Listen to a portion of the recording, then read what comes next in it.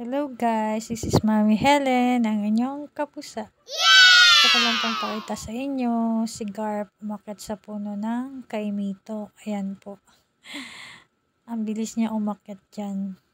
Malaki po kasi yung mga paa nito eh. Oh, kala mo naman tatagal siya. At parang may kinakain po siya, tingnan natin. Ayun, kinakain niya po yung dahon na tuyo. What? Hoy, Garp, wala ka nang makain, no? Bigyan niyo nga po ng makakain si Garp. Kawawa naman. Pati dahon kinakain niya na. Aww. Garp! PG ka, Garp. Oh, no! Joke lang. Hindi pa malakas talaga to kumain. Tsaka si Garp po, na-observe ko sa kanya, kumakain talaga siya ng mga fresh na dahon. Kaya yan, tuyo na, nakain pa rin niya. Oh, ano, gusto mo na bumaba? Hindi ka makababa, no? Oh, wait mo si Mami. Bababa kita.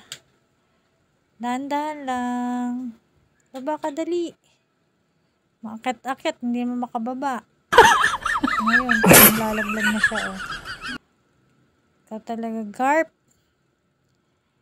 Nakakatuwa po yung mga pusa, ganyan. Actually po, pinakawalan ko siya. Diyan siya tumakbo sa puno.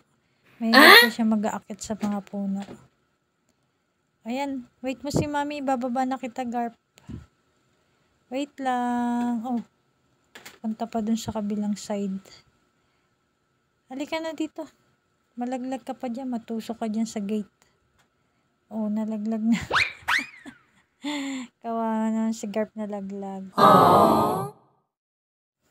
Tumakbo na.